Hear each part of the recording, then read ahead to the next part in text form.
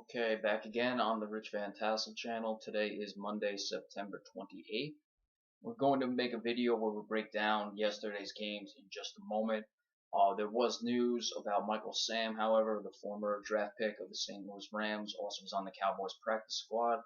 He had come out that he is gay, and actually yesterday he made a statement to the Dan Patrick Show saying that he believes had he not come out as gay, he would still be in the NFL. Now, I'm a person who's not really in favor of homosexuality.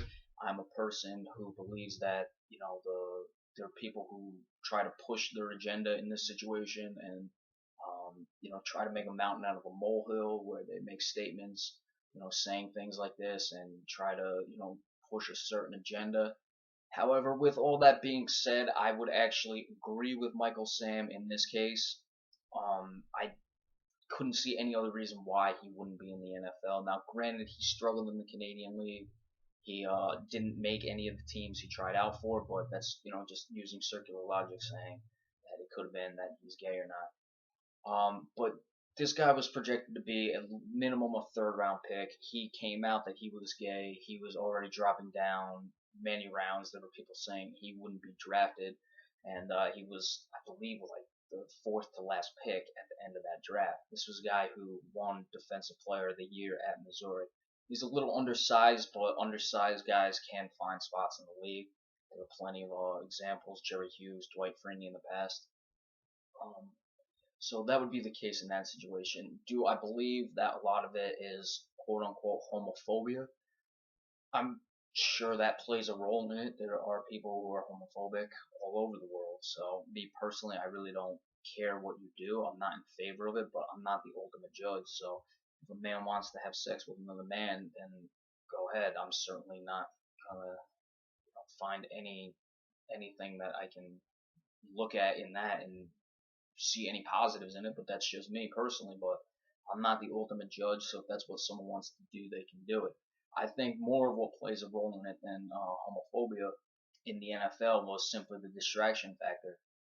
There were probably many executives who just didn't want to deal with the media surges that comes in. There's a lot of talk that has to do with Tim Tebow. Frankly, I don't think Tim Tebow is good enough to play quarterback. I think if Tim Tebow wanted to play in the NFL, he could find a position.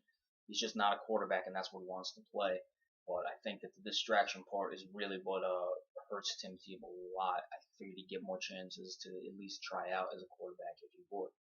So, I'm reading a lot of the comments also on the article. There are plenty, goofs making silly statements like, oh, he can't be a tight end. He's got to be a wide receiver. You got those type of morons as well. I'm not in that boat.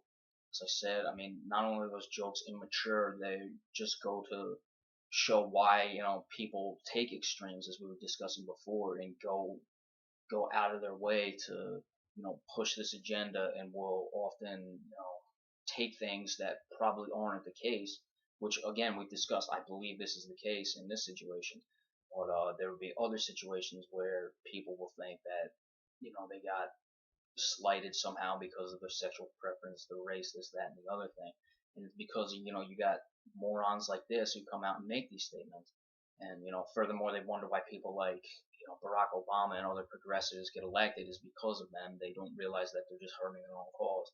So, you can't really pay much attention to those morons. They're just going to be jackasses their entire life. You just got to deal with it. But I just wanted to give that take. Again, this would be something that I would probably look at in most other circumstances and not agree that Michael Sam is not getting a chance in the NFL because of his sexual preference.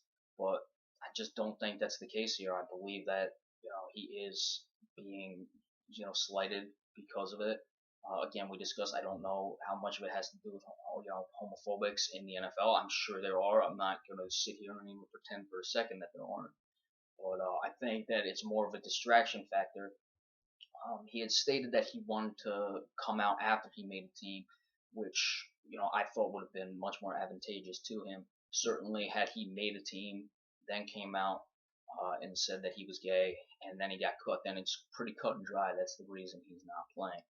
I think he would have protected himself a lot more had he done that, because if that was the case, then no one would have dealt with the public relations nightmare of him saying he's gay and then immediately getting cut. But what he was telling Dan Patrick was basically that people had found out. He felt that reporters were going to leak the story that he was gay beforehand, and he wanted to come out on his own terms. So he did so, and I commend him for that. He took a big risk, and it looks like it cost him. So I give him credit for coming out when he did. But again, that would certainly prove one way or another if that is the case. But I agree with him.